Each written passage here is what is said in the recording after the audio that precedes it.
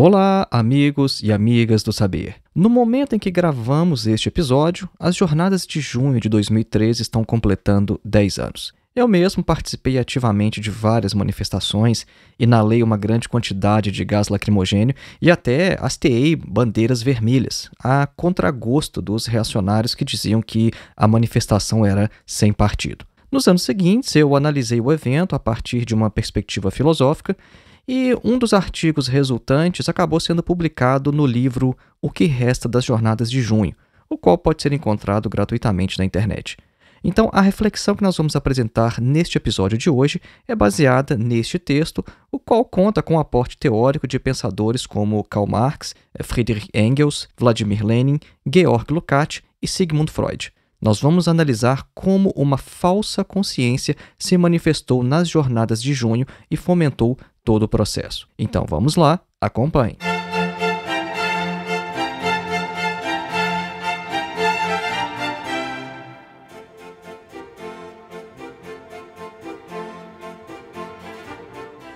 Antes de iniciar, um breve recado. Faça sua inscrição em nosso curso de Introdução à Filosofia, dos Pré-Socráticos a Sartre. O nosso curso tem mais de 14 horas de duração, oferece total flexibilidade, pois não há data nem de início e nem de término, e você ainda recebe um certificado ao final. O nosso objetivo com este curso é colocar você em contato direto com alguns dos principais textos de toda a história da filosofia. Então, ao invés de você ler comentadores ou literatura secundária falando sobre os filósofos, os nossos vídeos vão te preparar para que você leia diretamente textos escritos por Platão, Aristóteles, Sêneca, Marco Aurélio, Santo Agostinho, Tomás de Aquino, René Descartes, Immanuel Kant, Hegel, Karl Marx, Nietzsche, Jean-Paul Sartre, etc. Para mais informações, acesse o link que está na descrição deste episódio, ou então o link que você encontra em nosso site, que é www.filosofiaepsicanalise.org. O nosso segundo e último recado é sobre o meu mais novo curso, A Filosofia de Karl Marx, uma introdução. Este curso tem mais de 8 horas de duração falando apenas sobre Karl Marx. E assim como o nosso outro curso, o acesso aqui também é vitalício e você pode fazer com total flexibilidade, sem data para iniciar ou finalizar. Então, uma vez fazendo a inscrição, você tem acesso vitalício a todo o conteúdo, como se você estivesse comprando um livro, só que bem mais barato. Preste atenção, este não é um curso de introdução ao marxismo.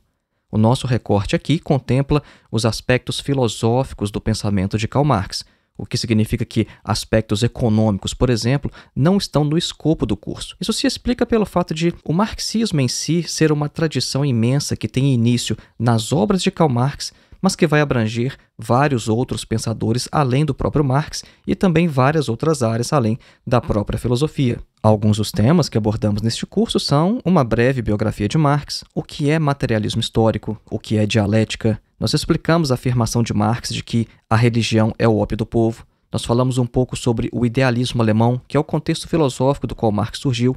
Falamos sobre a tensão que existe nas obras de Marx entre os aspectos normativos e descritivos. Falamos sobre a revolução como exigência da razão e vários outros temas. Para saber mais, conferir a grade curricular, clique no link que está na descrição deste episódio, ou então no link que você também encontra em nosso site, mais uma vez, www.filosofiaepsicanalise.org. Voltemos então ao nosso tema, 10 anos das jornadas de junho. A falsa consciência nos movimentos históricos. O mês de junho de 2013 foi, sem dúvida, um dos mais significativos da história política recente do Brasil. Uma onda de manifestações se espalhou por diversas cidades do país, levando centenas de milhares de pessoas às ruas.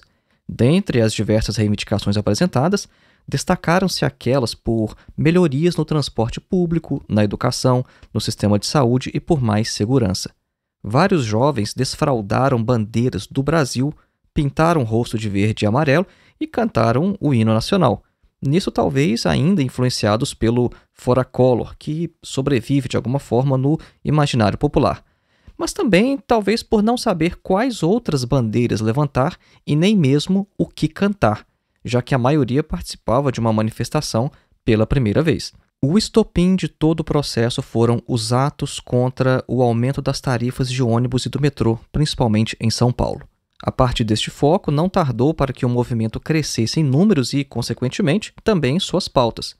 Mas, embora seja de certa forma possível subsumir as incontáveis e descentralizadas reivindicações em algumas poucas categorias, a sua extrema pulverização demanda um exame sobre o que exatamente queriam os manifestantes e, o mais importante, por que as chamadas Jornadas de Junho, não obstante terem mobilizado centenas de milhares de pessoas por todo o Brasil, não resultaram em mudanças significativas, profundas, estruturais no Brasil.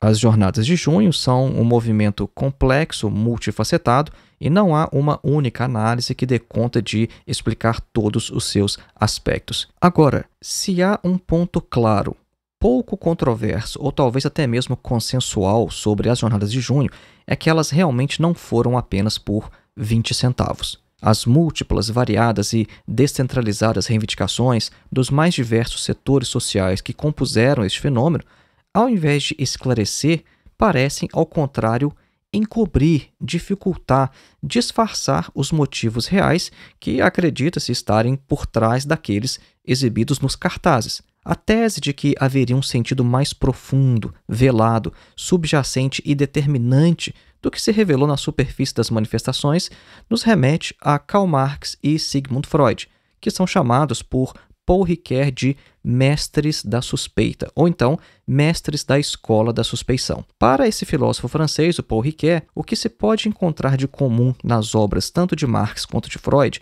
são procedimentos de desmistificação. Tanto Marx quanto Freud partem de uma suspeita em relação às ilusões da consciência, tomada em sua totalidade como falsa consciência. Então, eles empregam o estratagema de tentar decifrá-las. O que nós pretendemos fazer aqui neste episódio vai nesse sentido.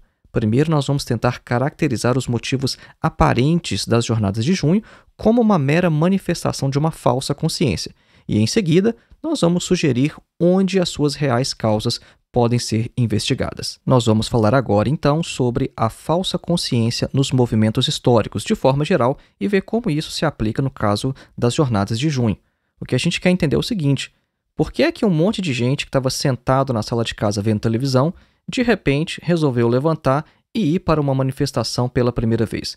As pessoas ofereceram motivos, dizendo: estou indo manifestar por causa de X, de Y e de Z. Agora, será que foi por causa disso mesmo?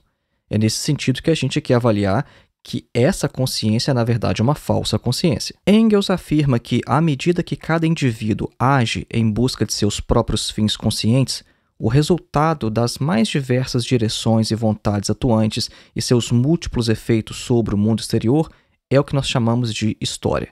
Engels deu aqui, então, uma definição de história como o resultante das mais diversas direções e vontades atuantes e seus múltiplos efeitos sobre o mundo exterior. Agora, nesse processo, a gente tem que investigar também, continua Engels, o que é que esses muitos indivíduos querem.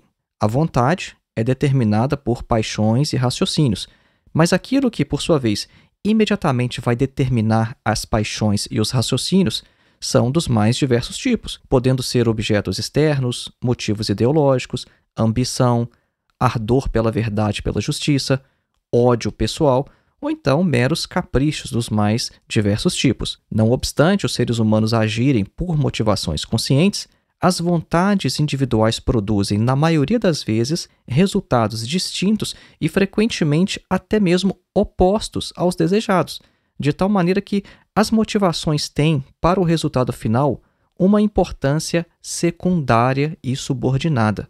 Agora, a gente tem que descobrir então quais são as forças motrizes por trás dessas motivações, quais foram as causas históricas que tomaram exatamente tais formas conscientes nas cabeças das pessoas. Tudo que os seres humanos colocam em movimento tem que passar antes por suas cabeças, isso é certo. Agora, qual a forma que isso toma em suas consciências depende muito das circunstâncias do contexto social. Daqui a pouco vocês vão perceber como que essa reflexão de Engels está próxima não apenas de Hegel, como também de Freud, e a ideia de que nós temos um inconsciente que determina as nossas ações conscientes. Então, tomando esta reflexão de Engels como ponto de partida, vamos analisar agora as jornadas de junho especificamente. Alguns dos padrões, das características e dessas regularidades observadas por Engels nos processos históricos de forma geral podem ser identificados também nas jornadas de junho. Seja no âmbito das motivações individuais, como Engels citou, por exemplo, o ardor pela verdade e pela justiça, que estava expresso naqueles cartazes que denunciavam a corrupção nas jornadas de junho, ou então no fato de que as manifestações acabaram tendo, a longo prazo, um efeito contrário ao desejado por várias camadas sociais que estavam lá nas jornadas. Eu cito como exemplo, as jornadas acabaram depois levando ao poder um governo muito mais comprometido em casos de corrupção do que o anterior. É por isso que as jornadas de junho foram se tornando mais claras à medida que nós tomávamos distância temporal dela, à medida que os anos se passavam e a gente via o que é que estava acontecendo. Isso é como na famosa passagem que Hegel afirma que a coruja de Minerva só levanta voo ao entardecer. Com essa metáfora, o Hegel queria dizer que o ser precede o pensamento, e só é possível refletir sobre eventos históricos em seu crepúsculo, depois de passados os fatos. Então, nesse sentido, foi apenas com as manifestações dos anos seguintes que o caráter policlassista das jornadas de junho tomou, de maneira retrospectiva, contornos mais nítidos. Se várias classes sociais compartilharam as mesmas ruas e avenidas em junho de 2013, as manifestações dos anos seguintes, a favor e contra o impeachment de Dilma Rousseff, traçaram uma clara linha demarcatória entre campos políticos que se encontravam acidentalmente juntos durante as jornadas de junho de 2013. Um exemplo é que as jornadas de junho contaram com a presença da maior central sindical da América Latina, a CUT, ao mesmo tempo em que teve o apoio da máxima representante da burguesia nacional, a Fiesp. Pensem só que coisa louca, a CUT e a Fiesp compartilhando a mesma manifestação. Então, as jornadas de junho foram este balaio de gato, para dizer assim, no popular. Agora, à medida que as divergências de interesses foram se tornando mais claras no decorrer das disputas políticas e econômicas em torno do impeachment de Dilma Rousseff, as manifestações se polarizaram e cada uma dessas entidades encabeçava um dos campos.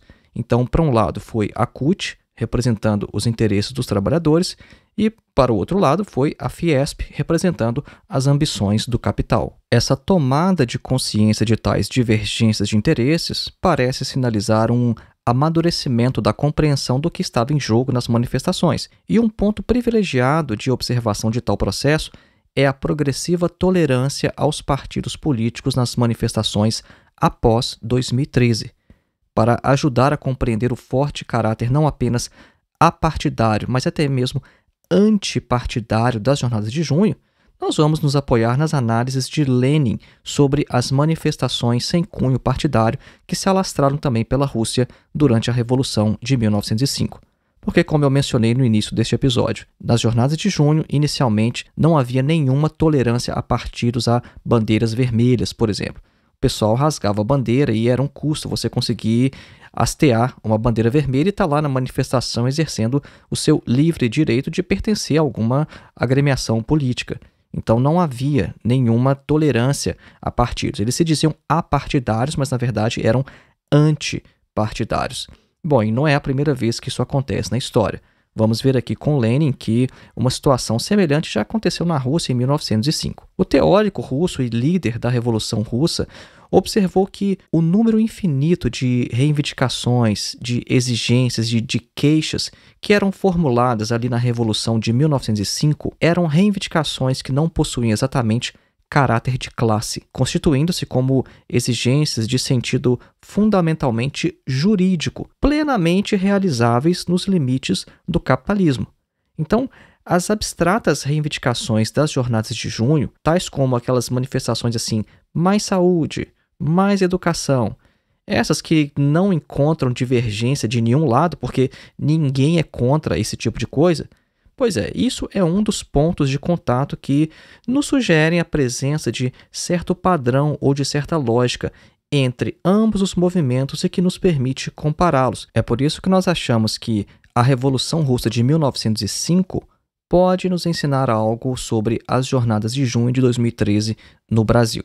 Mas antes disso, vamos fazer a nossa clássica pausa musical, a fim de que você assimile o conteúdo apresentado até este momento. Você vai ouvir um trecho da Serenata para Cordas, Opus 22, em Mi maior, do compositor tcheco Antonín Dvořák, nascido em setembro de 1841 e falecido em maio de 1904.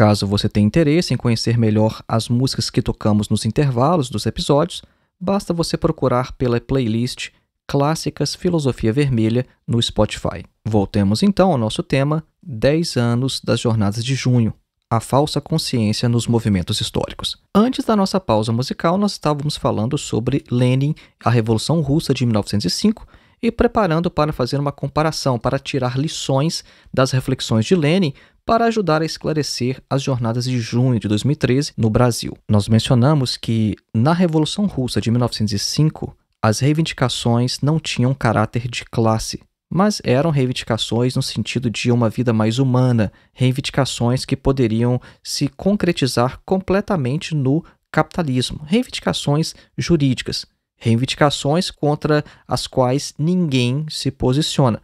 Porque se você levanta um cartaz dizendo mais saúde, mais educação, poxa, quem vai ser contra isso, né? Ninguém é contra tais coisas.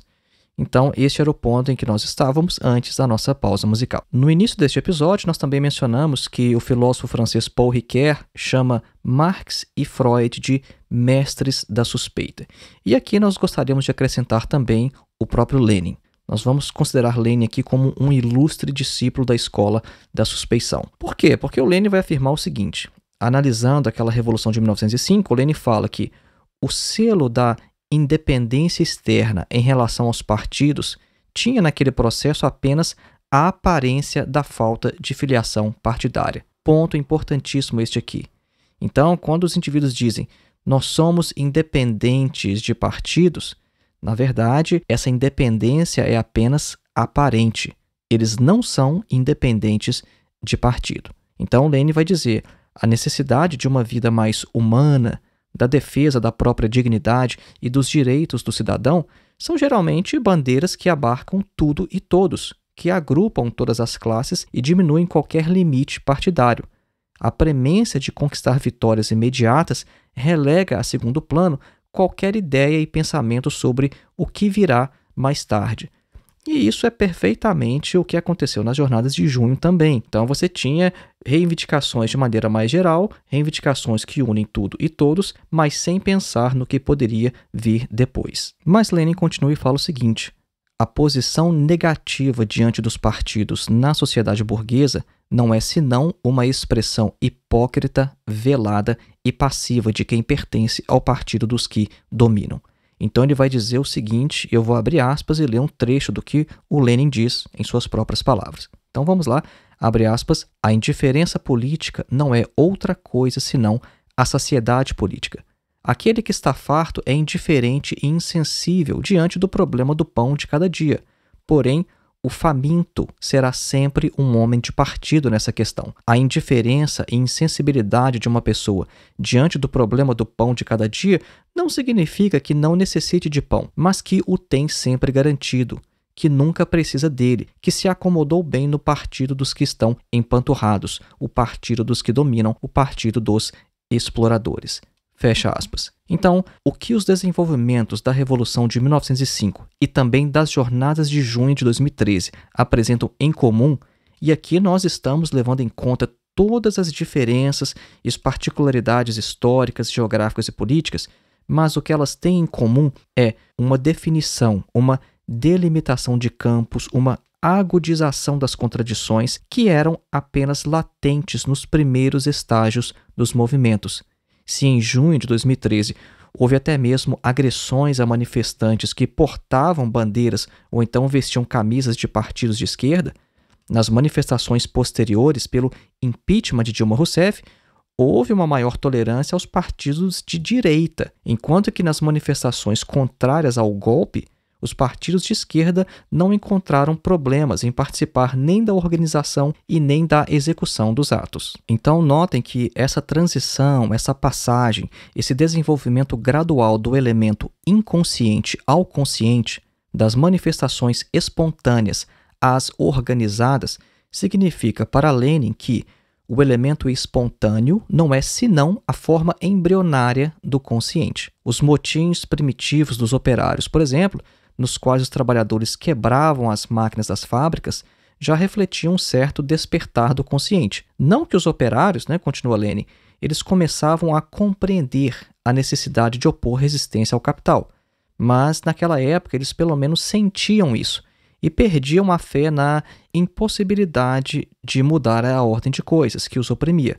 As jornadas de junho também foram movimentos espontâneos, no sentido de que elas não foram preparadas, organizadas, planejadas de forma consciente por nenhuma força política, organização ou movimento social, sendo possível considerar as jornadas de junho como a forma embrionária dos movimentos posteriores que apresentaram um grau mais desenvolvido de consciência de interesses políticos. Então preste atenção ao que a gente falou até agora. Nós dissemos que quando a gente avalia as jornadas de junho e o que veio depois, nós vemos que nas jornadas de junho nós tínhamos a forma embrionária do movimento consciente e que depois ficou muito claro. Depois as manifestações foram se dividindo. Aí nós passamos a ter movimentações de esquerda, movimentações de direita, porque as pautas foram ficando cada vez mais claras. E é isso o que o Lenin explicou na Revolução Russa de 1905. No momento está todo mundo junto, pautas genéricas, gerais, isso une a todos. Mas à medida que o movimento avança, as contradições começam a ficar mais claras. Agora, as jornadas de junho não aconteceram numa ilha. Nós temos que colocar as jornadas de junho também num contexto internacional. O que é que estava acontecendo no mundo naquele período, naquele momento? Então, a dinâmica das jornadas de junho foi também a mesma de vários movimentos de protesto que se alastraram por diversos pontos do planeta nos primeiros anos da crise capitalista iniciada em 2008. Então, vamos voltar um pouquinho antes no tempo para a gente entender o contexto das jornadas de junho de 2013. Então, vejam, a partir do final de 2010, o norte da África foi tomado por diversas manifestações, revoltas e revoluções populares que se espalharam por mais de 15 países, e essas revoltas receberam o nome de Primavera Árabe. Já na Espanha, o movimento dos indignados ocupou, a partir de maio de 2011, a Praça do Sol, em Madrid, com milhares de jovens permanecendo acampados por vários meses. A Espanha se encontrava em profunda recessão, com o índice de desemprego entre os jovens em 43,5% em abril daquele ano. O ponto de partida dos protestos, em quase todos os casos, foram movimentos espontâneos que, aos poucos, foram aglutinando forças políticas que ajudaram a dar contorno a uma massa que era inicialmente informe e também a infundir um maior grau de consciência às ações já em curso. As jornadas de junho, então, quando colocadas em uma perspectiva internacional, fazem parte de um processo, de uma dinâmica, de um desenrolar histórico mais amplo, e não nos precipitamos ao afirmar que sofreram influência desta avalanche de manifestações ocorridas no exterior. O Lenin já havia observado este efeito contagiante nas greves, por exemplo, afirmando o seguinte: olha, basta que se declare em greve uma fábrica para que imediatamente comece uma série de greves em muitas outras fábricas. Então, este efeito multiplicador que nós podemos, por extensão, atribuir aos movimentos de protestos em geral, foi assim resumido por um certo ministro alemão, que era um inimigo dos trabalhadores, que foi citado por Lenin. Esse ministro alemão uma vez falou assim, abre aspas, por trás de cada greve aflora a hidra da revolução. Fecha aspas. O que nós estamos dizendo é o seguinte, não só as greves, mas qualquer tipo de movimento político tem um efeito contagiante. Então começa uma greve num lugar, vão começar greves em outros lugares. Manifestações começam numa determinada localidade, é de se esperar que outras manifestações aconteçam também em outros locais. Agora, esta influência externa não seria suficiente para explicar as jornadas de junho se no Brasil também já não despontassem os primeiros sintomas da grave crise mundial do sistema capitalista. Em 2013, o então ministro da Fazenda Guido Mantega admitiu que o país vivia uma mini-crise, sendo que aquele era até então o segundo pior ano desde o início da recessão, só perdendo para 2009. A situação econômica brasileira entrou, mesmo com certo atraso, em sintonia com a dos principais países da Europa, o que nos sugere que entre as principais forças motrizes subjacentes às jornadas de junho, estiveram presentes as mesmas que impulsionaram as manifestações nos outros países. E quais são essas forças motrizes? Aquelas determinadas pela grave crise econômica do sistema capitalista. As reivindicações conscientes dos movimentos nos diversos países não dão conta de explicar por que todos eles aconteceram de forma quase simultânea. O que todos apresentam em comum, por outro lado, é o contexto econômico de recessão, de crise do capital.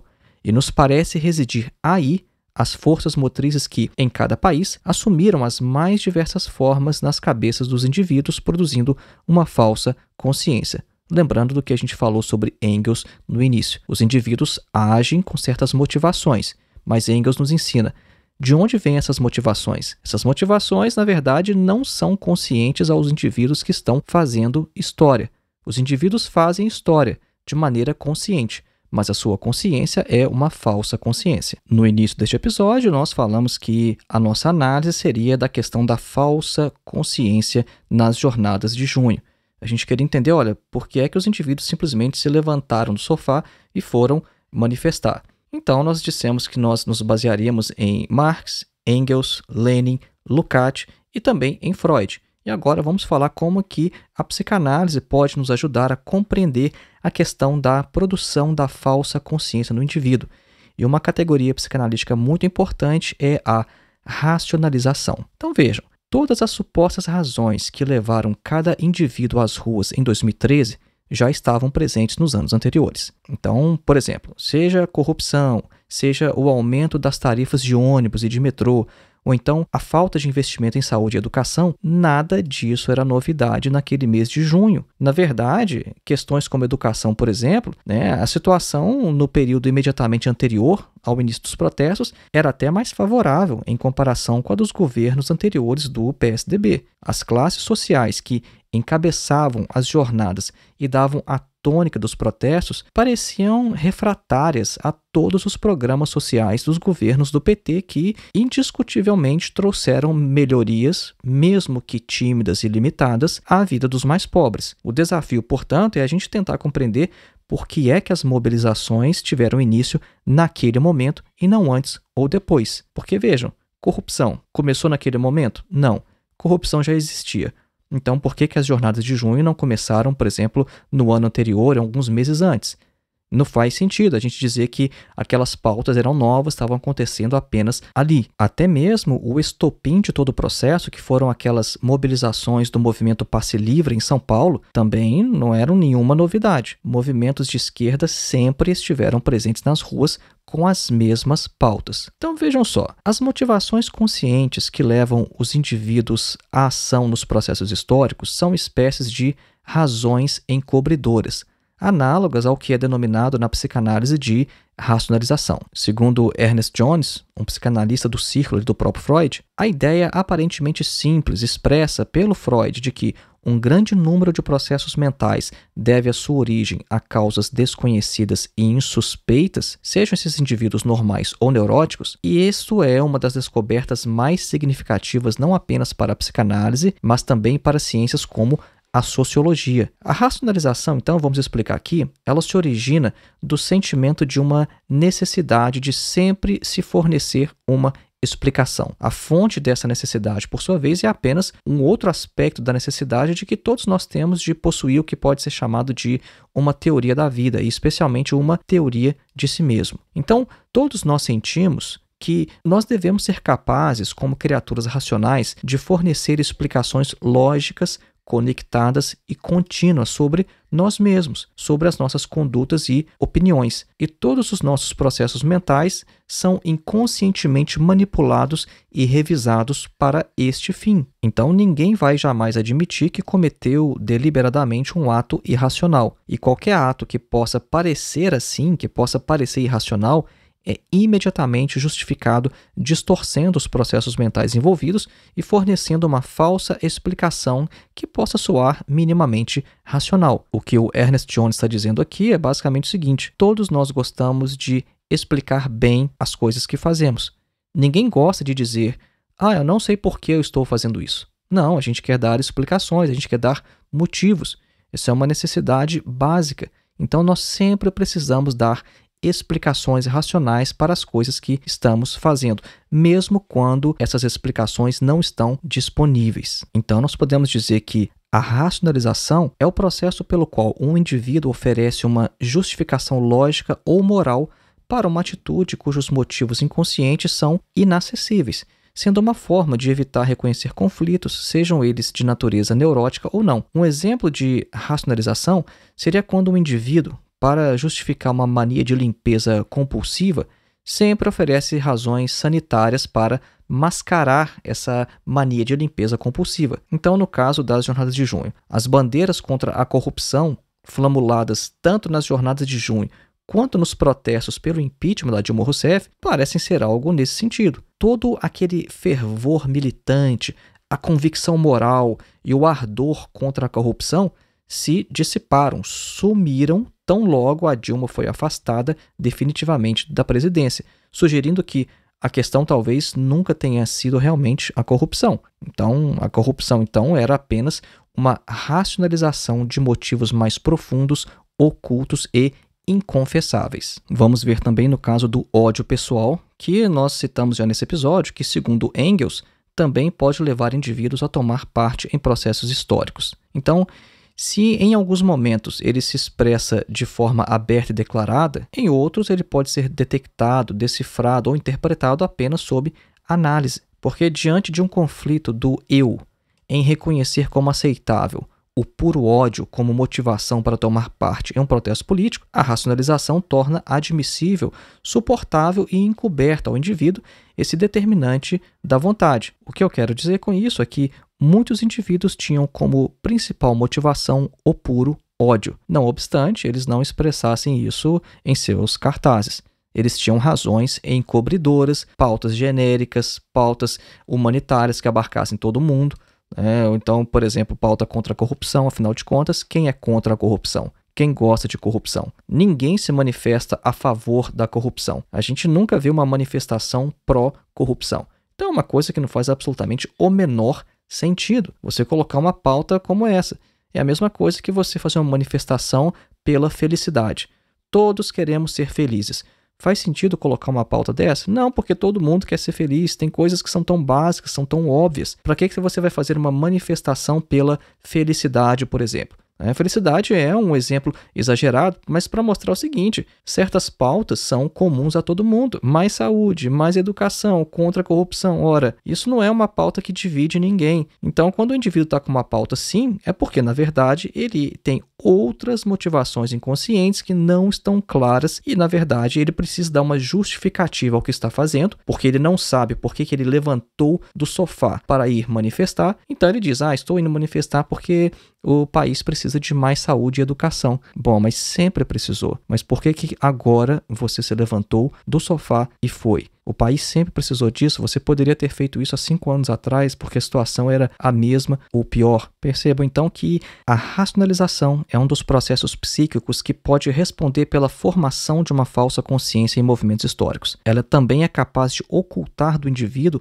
a sua satisfação narcísica ao participar de amplos movimentos de massas que, através do mecanismo de identificação, vão lhe tornar parte de um todo maior que o seu ego empobrecido, um todo ao qual o indivíduo se integra e do qual acredita compartilhar atributos que lhe faltam. Então, essa última formulação nossa aqui é basicamente o que a gente explica ao falar sobre a psicologia de massas. Nós temos um episódio aqui no podcast falando sobre isso. Então, como é que nós podemos tentar resumir tudo o que nós vimos aqui neste episódio? Nós tentamos oferecer uma análise das jornadas de junho como dotadas de uma racionalidade histórica própria, apontando características que permitem com que a gente classifique, identifique e compare as jornadas de junho a outros movimentos históricos e também com que a gente possa caracterizar os motivos aparentes dos protestos como determinados por uma falsa consciência. Nós também sugerimos aqui nesse episódio que o processo de racionalização, como definido na psicanálise, pode ajudar a esclarecer o mecanismo em jogo nos indivíduos